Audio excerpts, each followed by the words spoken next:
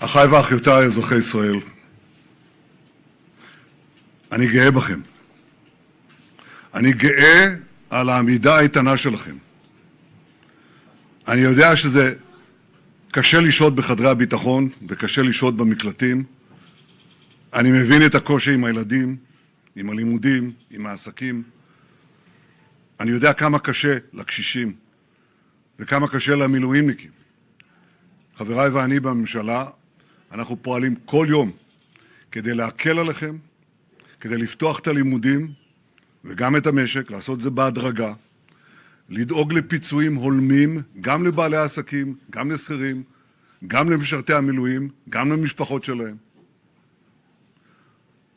אנחנו משקיעים בזה הון עתק וצריך להוסיף עוד ועוד. אני יודע דבר אחד. אני יודע שאורך הרוח שלכם, ההקפדה על הנחיות פיקוד העורף, זה שאתם נכנסים למרחב המוגן פעם אחר פעם, כל אלה נותנים לי, לממשלה, לצה"ל ולזרועות הביטחון, להמשיך להילחם, להמשיך את המאמץ להשיג את יעדי המערכה. כל העולם מבין שאנחנו עם של אריות, אנחנו גם עם של לוויות. כל אחד מכיר את זה מהבית שלו, אתם מכירים את זה גם כמובן מהמשפחות שלכם. השאגה שלנו, שאגת הארי, מהדהדת ברחבי תבל. אנחנו ממוקדים בשלוש מטרות. ריסוק תוכנית הגרעין של איראן, ריסוק התוכנית הבליסטית של איראן, ויצירת תנאים שיאפשרו לעם האיראני לקחת את גורלו בידיו. אחרי עם כלבי, הרודן חמינאי, הוא הורה לנסות לחדש, לבנות מחדש את תוכניות הגרעין והטילים שהשמדנו, לבנות אותם מחדש ולהטמין אותם עמוק מתחת לאדמה. אנחנו פועלים עכשיו לא רק כדי להשמיד את הטילים הבליסטיים ואת תוכניות הגרעין שנשארו, מעט נשאר, אלא גם להשמיד את התעשיות שמאפשרות לייצר את התוכניות הללו. וכבר עכשיו, לאחר 20 יום, אני יכול לבשר לכם, לאיראן אין היום אפשרות להשאיר אורניום, ואין לה אפשרות לייצר טילים בליסטיים. אנחנו ממשיכים בריסוק היכולות הללו. אנחנו נרסק אותם עד דק, עד אפר. יחד עם הידידה הגדולה שלנו, ארצות הברית, אנחנו השגנו עד היום הישגים עצומים. חיסלנו את הרודן חמינאי, חיסלנו את צמרת הפיקוד המדינית והצבאית ואת צמרות משמרות המהפכה והבסיז'. רק בימים האחרונים חיסלנו את רב המרצחים עלי לריג'ני, את שר המודיעין ואת מפקד הבסיג'. אגב, אלה האנשים שביצעו את הטבח ההמוני בעם האיראני, וגם כיוונו את כל האש אלינו. זה לא משנה מי יחליף אותם. אנחנו דואגים המשמרות במהפכה יהיו קצרות מאוד.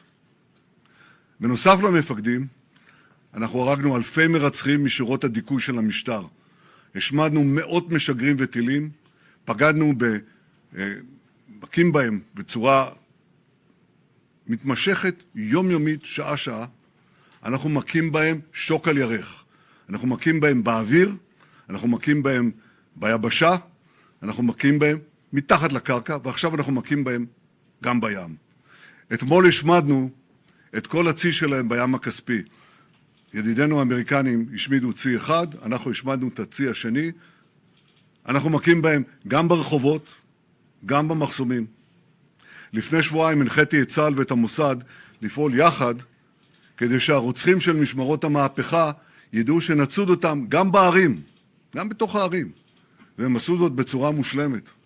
אתם רואים את זה, אתם רואים איך הרוצחים האלה נפוצים לכל עבר בבעלה. עכשיו מכל זה, אני יכול להגיד דבר אחד. מוקדם מדי להגיד, אם העם האיראני ינצל את התנאים שאנחנו יוצרים עבורו, כדי לצאת לרחובות. אני מקווה שכך יהיה, אנחנו פועלים שכך יהיה. אבל בסופו של דבר, זה יהיה תלוי רק בהם. אין זה אומר שבינתיים, כוחות המשטר לא מנסים לפגוע בנו. הם מנסים.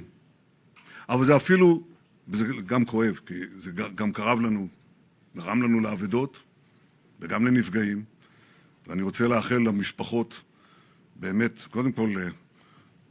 קודם כל להשתתף בצערן של המשפחות השכולות, ולאחל לפצועים החלמה מהירה. אבל יש גם נקודת אור. מה שהם עושים לנו לא מתחיל להתקרב למה שהם תכננו. כי השמדנו להם יכולות רבות. אתם זוכרים מה היה בתחילת מלחמת התקומה? אלפי מחבלים של רדואן על הגדרות, ממש בתוך המנהרות, על הגדרות. איום של 150,000 טילים ורקטות שהיו אמורים להחריב את ערי ישראל. וכמובן היו אלפי טילים של איראן, טילים בליסטיים. דיברו על מאות מגדלים שיפלו בתל אביב, בירושלים, בחיפה. אבל המגדלים שנופלים, נופלים בטהרן ובביירות. יצרנו רצועות ביטחון עמוק בתוך עזה, עמוק בתוך סוריה, כולל עד כתר החרמון, וגם עמוק בלבנון. מה שהיה לא יהיה יותר. אתם זוכרים שביום השני של המלחמה הבטחתי לכם, אנחנו נשנה את המזרח התיכון, ואנחנו שינינו אותו, ללא הכר. כבר עכשיו אפשר לקבוע, מדינת ישראל חזקה מאי פעם, ואיראן חלשה מאי פעם. הדבר הדרמטי ביותר שהשתנה, זה העוצמה של ישראל. הפכנו את ישראל למעצמה אזורית, ויש אומרים שבכמה תחומים, מעצמה עולמית. יחד עם ארצות הברית, אנחנו מובילים את המאבק של העולם החופשי מול כוחות הרשע. יצרנו בריתות חזקות, ואנחנו עובדים על בריתות חדשות שעוד ידובר בהן. הבאנו את הברית עם ארצות הברית לעוצמה שלא הייתה בהיסטוריה. שיתוף הפעולה ביני לבין ידידנו הגדול, הנשיא טראמפ, הוא חסר תקדים. בידנו האחת אנחנו אוחזים בחרב דוד, שהיא מושחזת וחדה מאי פעם, וידנו השנייה מושטת לשלום. מי שיושיט יד לשלום בחזרה, נאמץ אותה. ומי שינסה לפגוע בנו, נגדע את ידו. העוצמה שלנו, האומץ שלנו, הרוח שלנו, אלה תמיד היו המפתח להבטחת עתידנו. כדברי יהושע בן נון לבני ישראל, אל תראו ואל תחתו, חזקו ואמצו, כי ככה יעשה אדוני לכל אויביכם.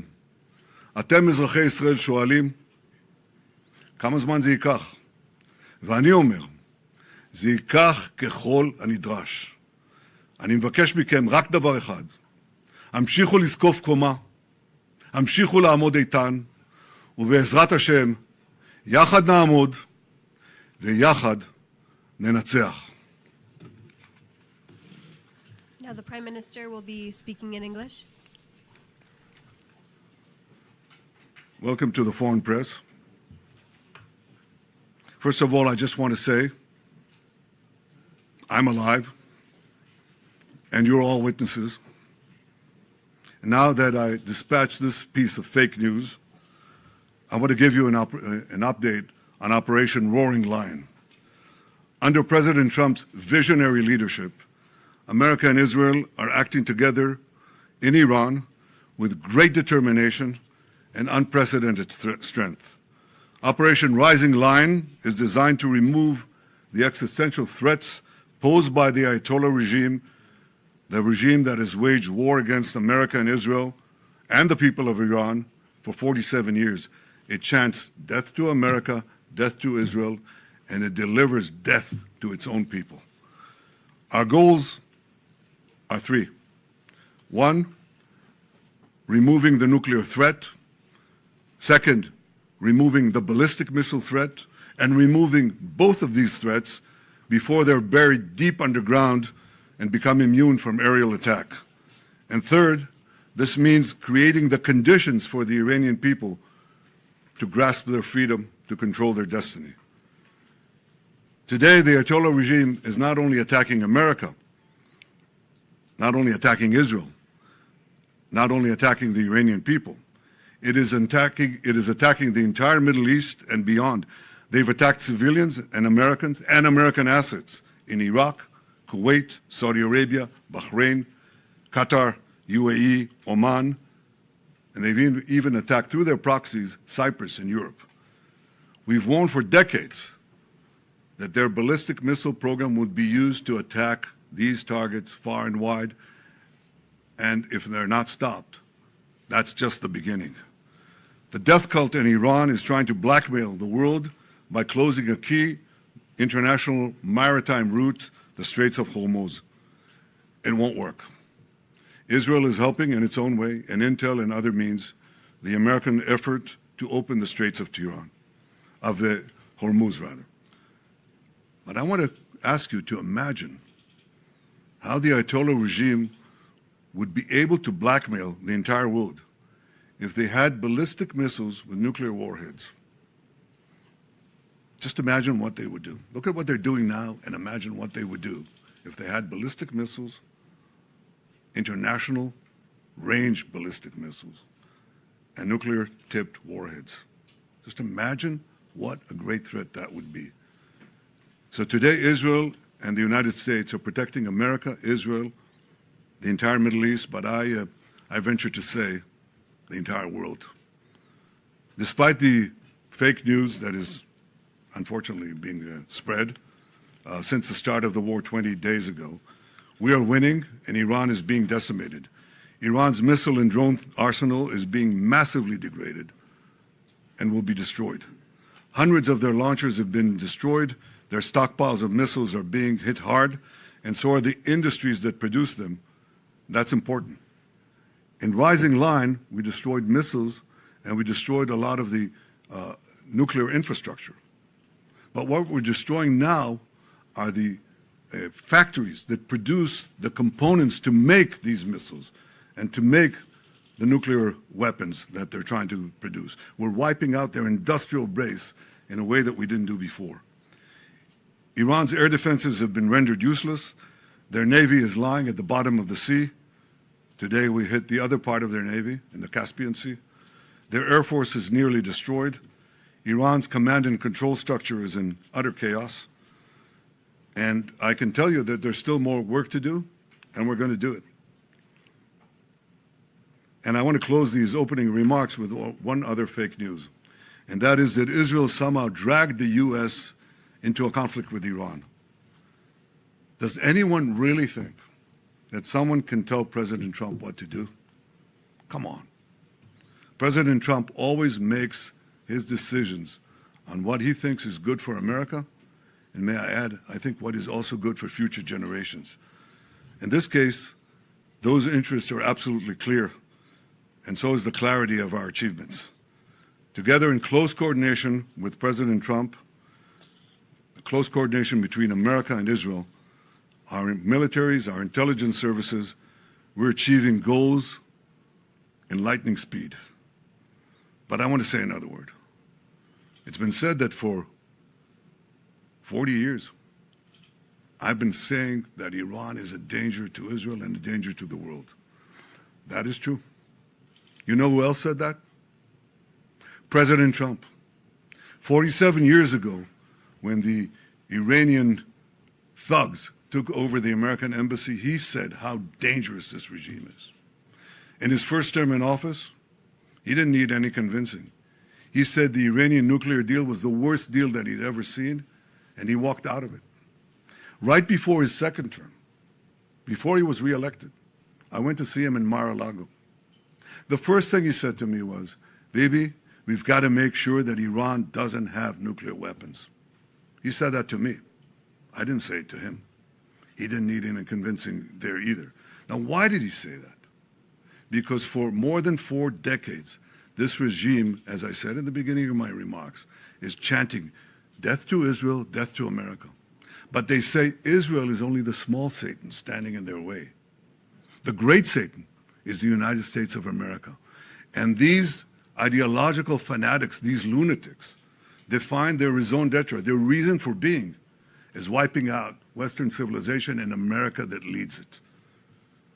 They have claimed the lives, they've maimed and wounded thousands of Americans in Iraq and Afghanistan.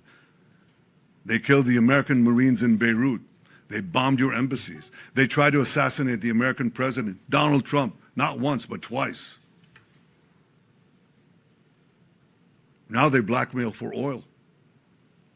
Just imagine what they would do, what they're capable of doing, if these lunatics had nuclear weapons and the means to deliver them to every American city and every European city and everywhere around the globe. This is a danger for the entire world. It's certainly a danger for Israel. It's certainly a danger for America. We see eye to eye on that. President Trump and I, Israel and America. But I think if people are honest, if leaders are honest, they would understand that we're not only fighting our fight, we're fighting their fight. I speak to dozens of world leaders. Dozens. They all know that. And privately, they all say that. They say that privately, but I say it publicly. The world owes a debt of deep indebtedness to President Trump for leading this effort to safeguard our future. Thank Questions? you. We'll now take a few questions. The first question is from Zach Anders from Newsmax. Mr. Prime Minister, Zach Anders, Newsmax.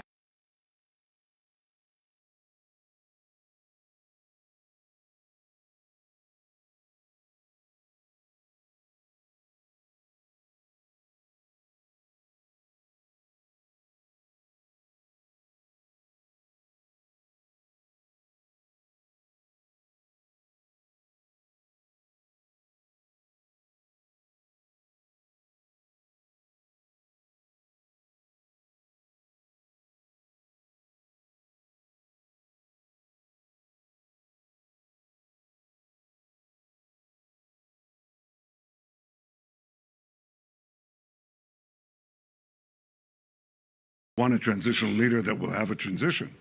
You don't want to replace one Ayatollah with another. You don't want to replace Hitler with Himmler. So I think the question is, will the conditions be created for such a change? I think it's too early to say. And I think in the final account, as I said, it's up to the Iranian people to show that, to choose the moment and to rise to the moment. We can create the conditions, but they have to, they have to exploit those conditions at a certain point.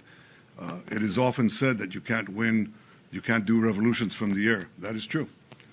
You can't do it only from the air. You can do a lot of things from the air, and we're doing, but there has to be a ground component as well. There are many possibilities for this ground component, and I take the liberty of not sharing with you all those possibilities. Would you recognize Pahlavi if the people keep chanting for him in the streets? Well, I'm not going to say who specifically is going to be there, but I think he's been a force for good. He's been trying to get the people to unite for a transitional government, a democratic transitional government, or a moderate transitional government. I hope that it comes to being. I think it's too early to say. Next question from Richard Engel from NBC News. Good to see you again, Mr. President.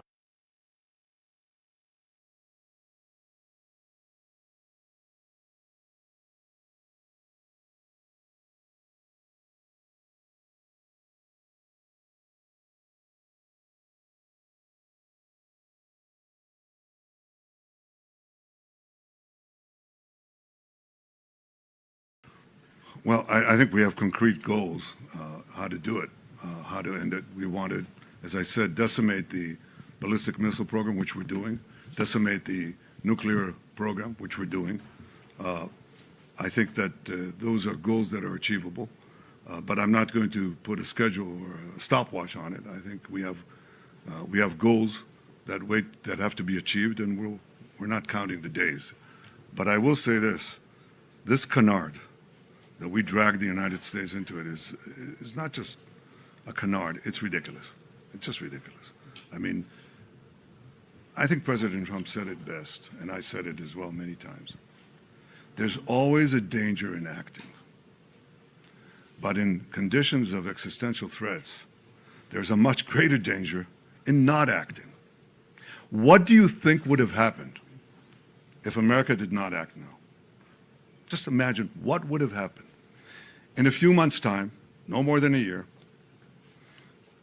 Khamenei, still alive, would have ordered the beginnings of the new nuclear program and the reconstructed ballistic missile program to move underground.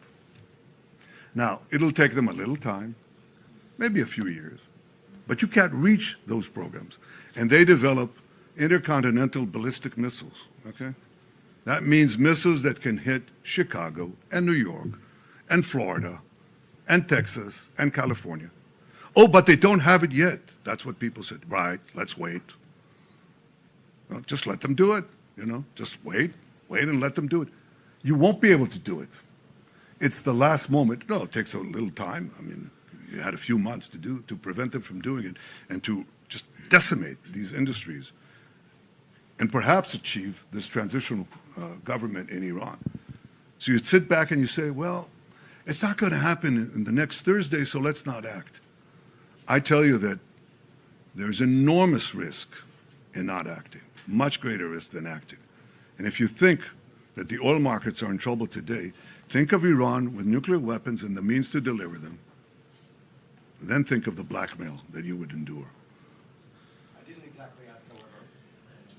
Okay, we're going to go to the next question. No, I think it's only fair. This is a serious subject. What is the question? There's one question for, Yeah, go ahead. for Alfred. Go ahead. We don't have a lot of time. That's, Why don't this is the world? go ahead, ask. Of course, but you have There are, colleagues that oil, want to ask questions. there are oil fields around the world that are burning. Gas prices are going up. The war is popular here in Israel, is not popular with many Americans. My question was, how do you see this ending? Not why, not even when. What do you imagine the day after? Well, we have achievable goals, and I'm not going to speak about the full battle plans that we have with the United States. We're well coordinated with them. I will say this, that once we achieve our goals, then I have argued, I think, and Americans understand this very well because we're real partners. I think that what has to be done is to have alternative routes. Instead of going through the choke points of the Hormuz Straits and the Bab el-Mandeb Straits, in order to have the flow of oil, just have oil pipelines, gas pipelines, going west through the Arabian Peninsula, right up to Israel, right up to our Mediterranean ports, and you've just done away with the choke points for forever. That is definitely possible. So I see that as a real change that will follow this war. But I also see this war ending a lot faster than people think. I think you have to, in war, you have to grit your teeth. Churchill said that democracies suffer from the slumber of democracies, as he called it. And they only wake up, he said, they may wake up only when they hear the gong, the jarring gong of danger, is the way he put it. Well, you're hearing the jarring gong of danger. The jarring gong of danger is Iran gets nuclear weapons and ballistic missiles. That's not a jarring gong. That is an apocalypse. Don't let it happen. And the function of leaders is to stand and tell people the truth, even when things are uncomfortable. That's what you have to do. And you don't always see the danger in time. But leaders are tasked with the task of seeing danger in time and acting on it. And I hope that in time, people will see the wisdom and the courage of President Trump's decision and his leadership, and the fact that we're working together. America is not fighting for Israel. America is fighting with Israel for a common goal, to protect our future, to protect civilization against these barbarians. Next question, one question, Guy Azriel from I-24 News. Thank you, Prime Minister. Guy Azriel, I-24 News. President Trump said today he did not like the Israeli strike on the Iranian gas fields. My question to you, was the President aware of Israel striking that gas field? Did you approve it? And please, if you may, do you see any signs that the Iranian regime is collapsing? And what assurances do you give the Israeli public that if it does stand on its feet, we will not see another wave of a war with Iran in maybe 5 or 10 years? Well, I'll say two things. Fact number one, Israel acted alone against the Slawiya gas compound. Fact number two, President Trump asked us to hold off on future attacks, and we're holding out. What do we see? What happens if are there any signs that the Iranian regime is cracking? A lot of signs. A lot of signs. I wish I could divulge all of them, but I see that. But will I tell you, will I commit right now that it's going to collapse? I can tell you that we're working to create the conditions for it to collapse. But it may survive, it may not. If it survives, it'll be a lot weaker. There's no comparison. It'll be at its weakest point, shorn of industries that it built over decades, death industries, shorn of many other capabilities that they have, and equipped with the experience, with the knowledge that if they try it again, they'll be hit again even harder. I cannot tell you of the technological developments that we are engaged in to anticipate this and other possibilities. But Israel has shown that it can do wondrous things. And in partnership with our American allies, we can do amazing things. Amazing things. As Pete Hegseth, the Secretary of War, said, these are the two most amazing air forces in the world. It's the two most amazing intelligence services in the world. It has the capabilities to confront these barbarians and to outstrip them, both in innovation and, when necessary, in lethality. It's directed, it's targeted lethality. It's going against the killers and as much as possible to avoid civilian casualties. We have those capacities. We're building them for the future. That is what safeguards the future. You know, if people want to be naive, then they don't see the kind of world we're living in. In this world, it's not enough to be moral. It's not enough to be just.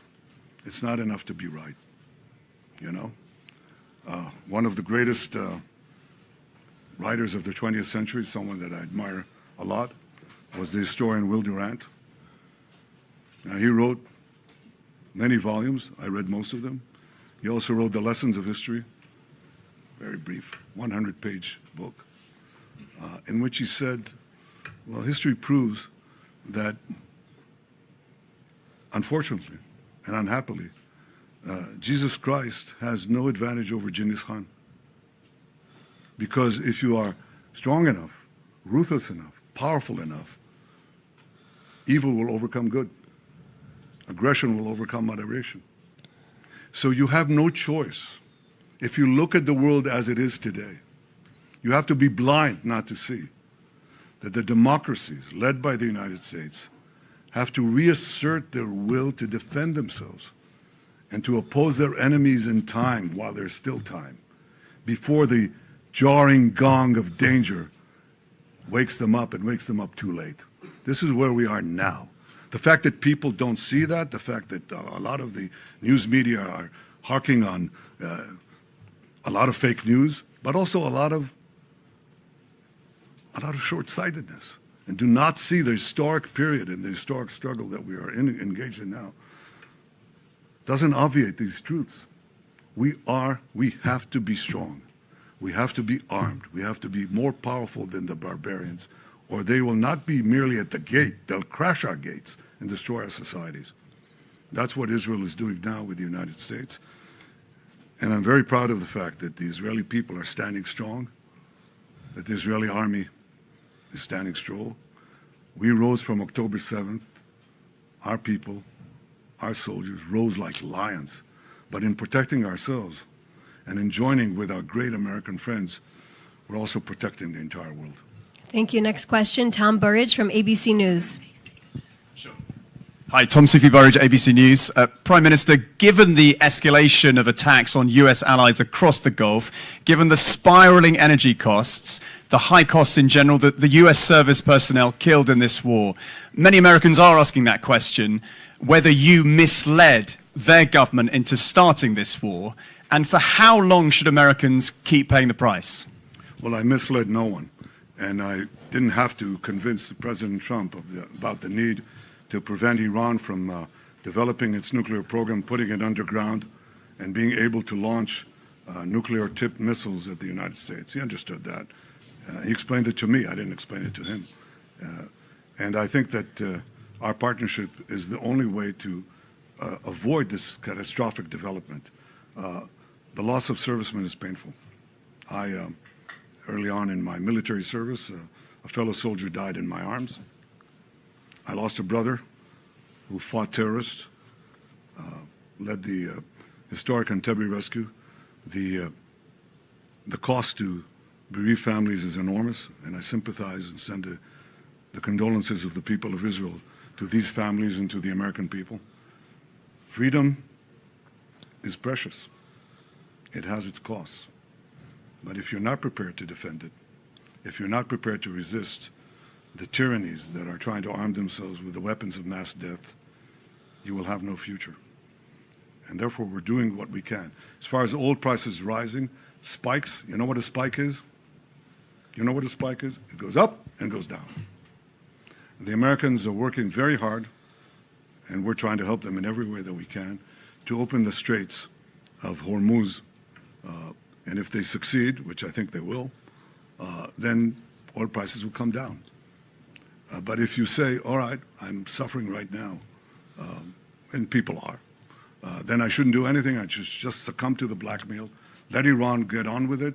Let them develop nuclear weapons and ballistic missiles to deliver them to New York and Los Angeles. You're going to be blackmailed in ways that you can't even imagine. I think what this war has done is unmask what Iran is. You know, we've said for years, look at these people. They're doing things that normal regimes do not do. I don't hear even adversaries of the United States chanting death to America, death to the great Satan, massacring tens of thousands of their own people at will like that in 2 days. You have that sometimes. But the combination of fanaticism, deep ideological lunacy, there's no other way to call it, the total and utter ruthlessness of this regime makes it uniquely dangerous. Uniquely dangerous not only to Israel and to the United States, but to everything in between and far beyond. And the fact that this is not recognized, you ask me, okay, what do people think? What did they think in the 30s? What did they think in the 30s when you had a terrible, ruthless, killer regime led by a lunatic that took one country after the other, did it very sequentially? What did they say? They said what? They said, let's stay out of this. It's not our war. It's not our problem. Maybe it's only the Jews. Have we learned nothing, absolutely nothing in these 80 years? We cannot see the danger that lurks. It doesn't lurk. It's risen from the mud. It's right in our face. It's splattering blood right at us. I can't believe that we're clueless. We're not clueless. I talk to many American friends. They're not clueless. They understand this. Some don't. Some are adamantly opposed, but many are adopting a wait-and-see attitude. But I can tell you that I've spoken, as I said a minute ago, I've spoken to many, many leaders. We're talking about dozens and dozens of leaders. And they all say the same thing. I understand it. Some of them come out and say it. They're bold. And some of them say, I don't know, I wish I understand it, but some of my people don't, or my news media are against me and so on. I was glad to see in the United States that an enormous enormous percentage of President Trump's supporters, traditional supporters, understand it. And I hope that my friends and colleagues of many years on the other side of the aisle, those who understand and agree with what I just said, and there are quite a few of them, have the courage to come out and say it. Because at the end, what is the task of leaders if you're a leader? The most important thing is to assure the security of your people. And that means identifying danger in time and acting against it. That is a prerequisite for the survival of any biological organism. You have to identify danger in time and act in time against it. You either fight or flight. These are the two options you have. Where can you flee? Nowhere, because Iran can reach any part of the world. So you have to, at a certain point, fight. And this is the juncture where we've reached in time. Not too late, but in time. I just will encourage all those who agree with what President Trump is saying, with what I'm saying to act. I didn't have to convince President Trump of anything. He didn't need any convincing. He acted as a great leader does to protect his country and to protect the future. Thank you. Next question. Alex Trayman from JNS. JNS, right behind you, yes. Mr. Prime Minister, Hezbollah has opened up another front against Israel, launching rockets against Israeli civilians. Now ground troops are inside Lebanon. Is there any hesitancy toward launching a full ground operation to eradicate Hezbollah? And what would eradicating Hezbollah do to transform Israel-Lebanon relations and the greater Middle East? Look, Alex, I can't divulge our battle plans. Obviously, Hezbollah is not what Hezbollah had been. I said in my opening remarks in Hebrew that they were talking about 150,000 rockets and missiles that they had, ballistic missiles.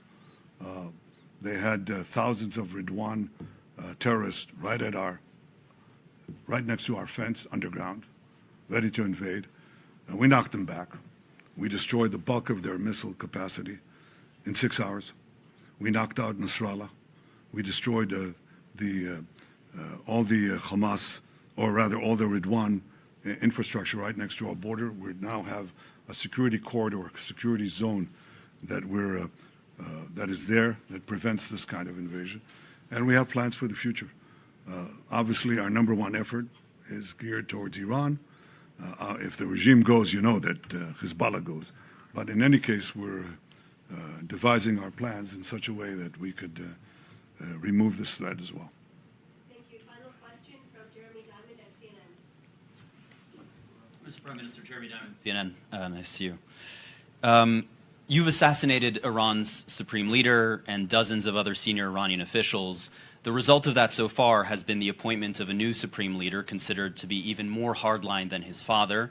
The Iranian regime is not showing any signs of collapse as of now.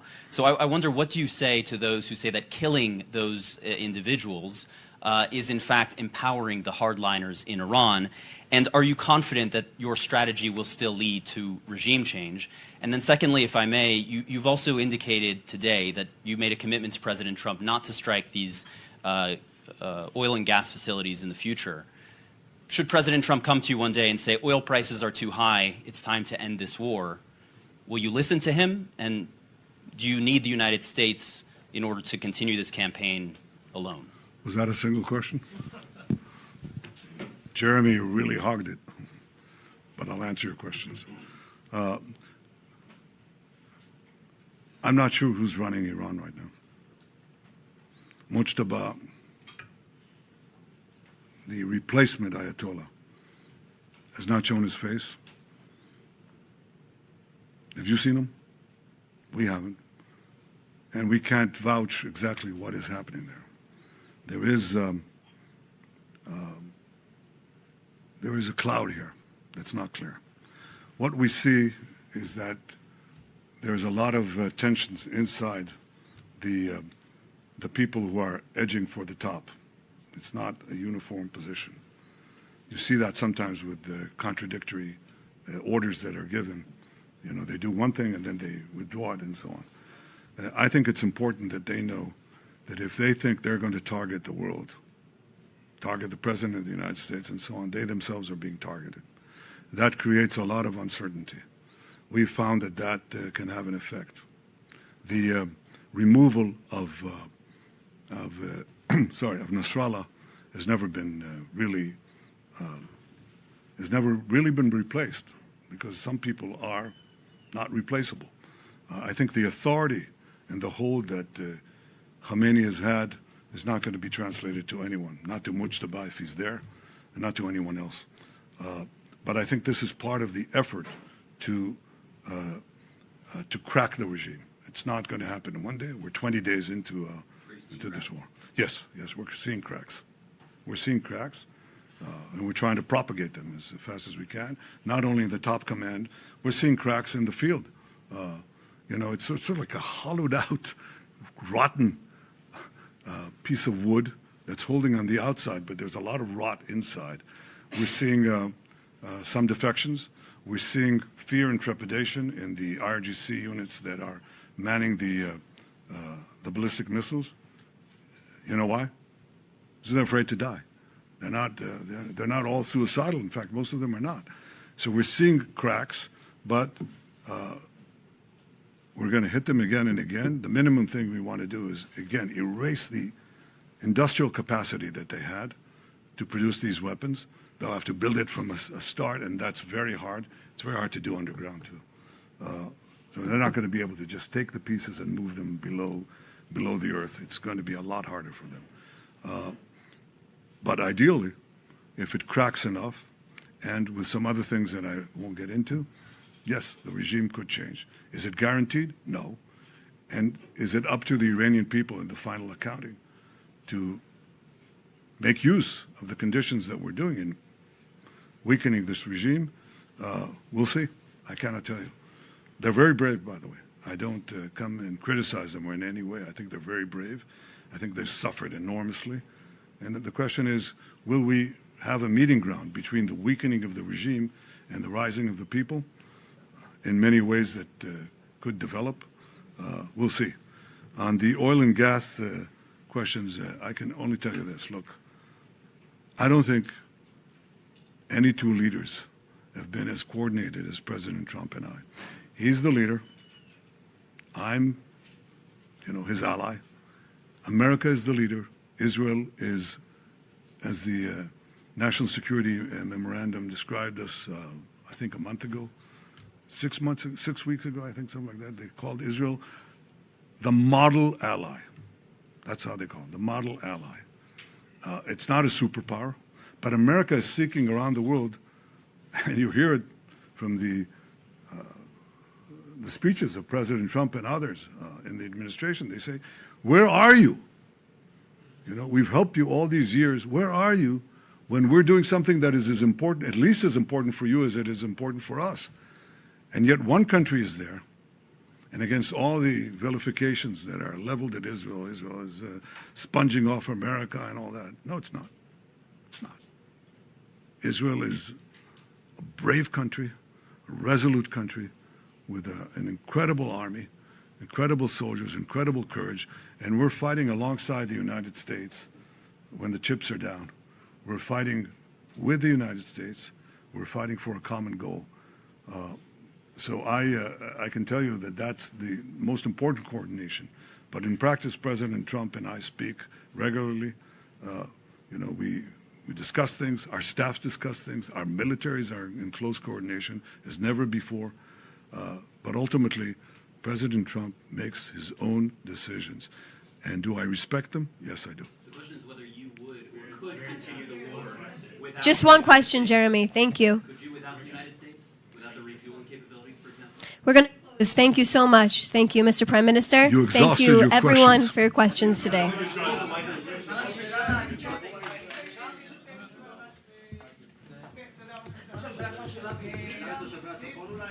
Thank you, everyone. תושבי הצפון הם גיבורים. תושבי הצפון עומדים כרגע במעמסה הקשה. כל אזרחי ישראל עומדים במעמסה קשה. אבל הם עומדים במעמסה קשה במיוחד, משום שזמן ההתראה שלהם הוא הכי קצר. ואנחנו מתכוונים לעזור להם בכל דרך, אבל בסוף העזרה הכי גדולה זה להרחיק ולהסיר את האיום, ואנחנו לא נוותר על זה. Thank you so much. ואנחנו לא We're נוותר going to על be זה. concluding now. תודה רבה Thank you, לכם. Mr. Prime Minister. Thank you.